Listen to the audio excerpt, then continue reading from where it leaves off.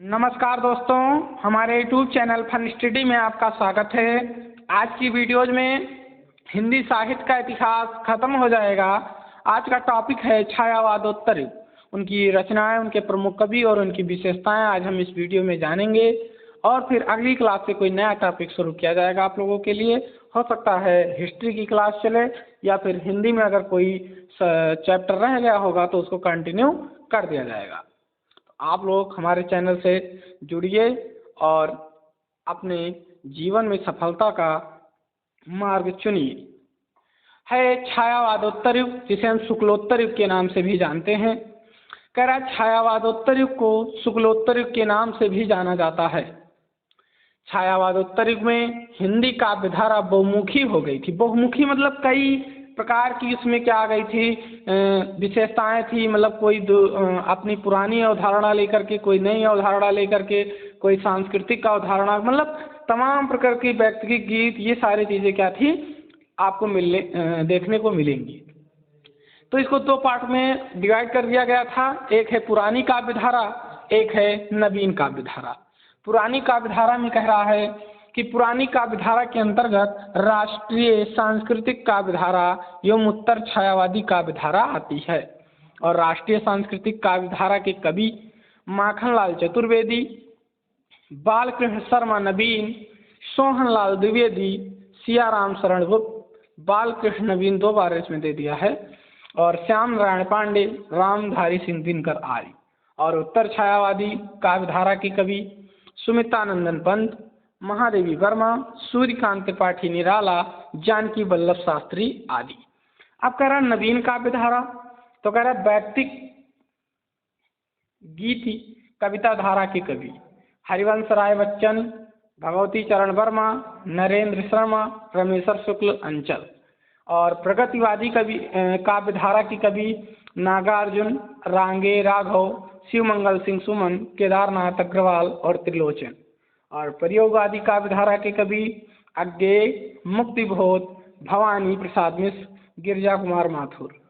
नई कविता काव्य धारा के कवि धर्मवीर भारती, शमशेर बहादुर सिंह, तमाम लोग आपको देखने को मिलेंगे। और इसमें गिरिजा कुमार माथुर और नई कविता काव्य धारा के कवि धर्मवीर भारती, शमशेर बहादुर सिंह ये थे। फिर कह रहा उत्तर छायावादी कवि या काव्य धारा, कह रहा व्यक्तिक काव्य धारा के प्रमुख कवि एवं उनकी रचनाएं। तो हरिवंश राय बच्चन, मधुशाला, मधुबाला, मधुकलश, निशा निमंत्रण, प्रणय पत्रिका, जो कह रहा इंग्लैंड प्रवास काल के दौरान लिखा गया गीत संग्रह, हलाहल, प्रणय, दो चट्टाने। नरेंद्र शर्मा की कदली वन, मिट्टी का वन, पलाश वन, प्रवासी के गीत और प्रभात फेरी। रमेश्वर शुक्ल अंचल की रचनाएं मधुलिका, अपारिजिता, लाल चूनर, किरण बेला आदि प्रमुख हैं।